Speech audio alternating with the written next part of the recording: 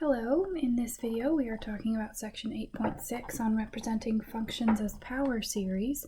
So here we are working with the geometric power series, which is called a geometric power series because of the fact that we have a power series, so something involving x, but that also is a geometric series, so you have simply something being raised to a power of x.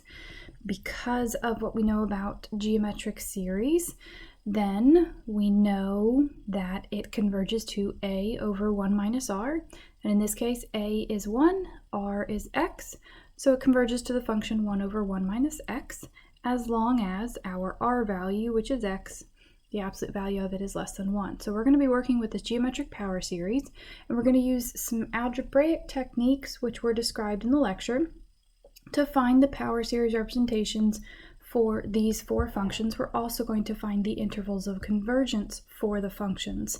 So to find the intervals of convergence, we really only have two things that we can use. We can either use the fact that the series is geometric, if it's geometric, like in this case, we might have a different geometric series, or we can apply the ratio test. Okay, so starting off in part A here, let me get a good color to use. So part A, first of all, we need to relate this function, 1 over 1 minus 2x, to the function that we're given, 1 over 1 minus x, because however the functions are related, then the series will be related as well.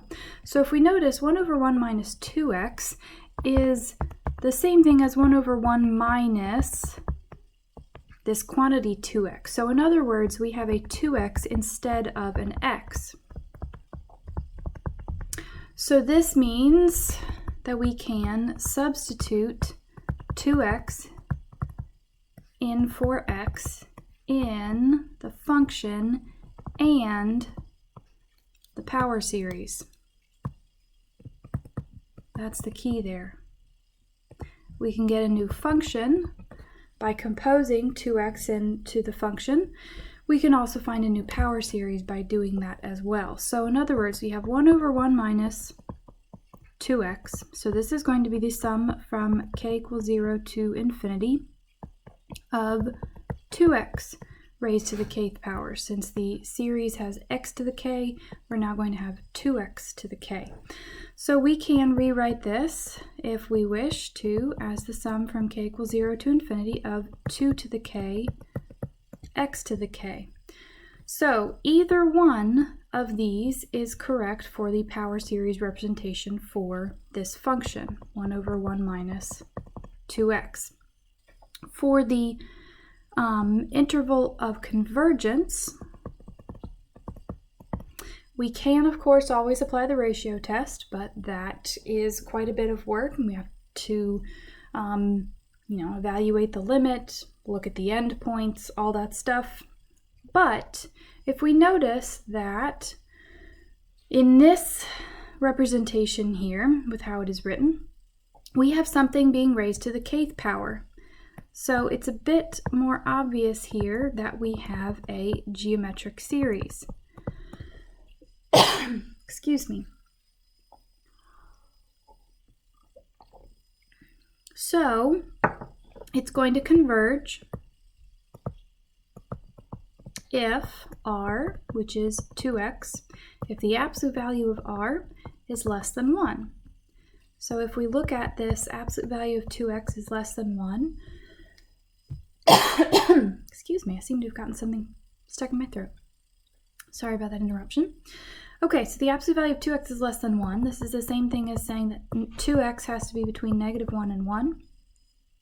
And then if we divide through by 2, we get a -1/2 is less than x is less than 1/2. And this is the full interval of convergence. Notice that we do not have to check the endpoints in this case because a geometric series diverges when r is actually equal to 1. The absolute value of r is equal to 1. So we don't have to check the endpoints, okay? So our final answer then is going to be 1 over 1 minus 2x is equal to the sum from k equals 0 to infinity of 2x to the k, or you could, of course, rewrite this other formulation since they're all the same. And this is true for 1/2 less than x less than 1/2. And notice that could also be written as absolute value of x is less than 1/2. So either one of those is perfectly fine for your interval of convergence. And this is our answer for part A. We have our function, our power series representation, and our interval of convergence.